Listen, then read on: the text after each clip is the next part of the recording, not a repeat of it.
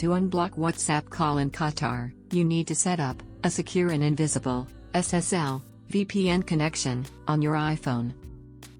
How to create SSL VPN connection in your iPhone.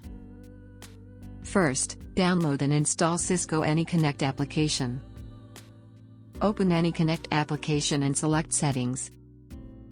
Uncheck Block Untrusted Servers to allow them. Back to Home, tap Connections, add VPN connection. Enter description, server address, and tap Save. Swipe AnyConnect VPN to On. Click Continue. Input username, and tap Connect. Input password, and tap Connect.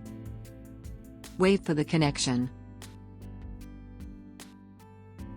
That's all. You have created VPN connection. Please note, you can get VPN server address, username, and password from your VPN provider.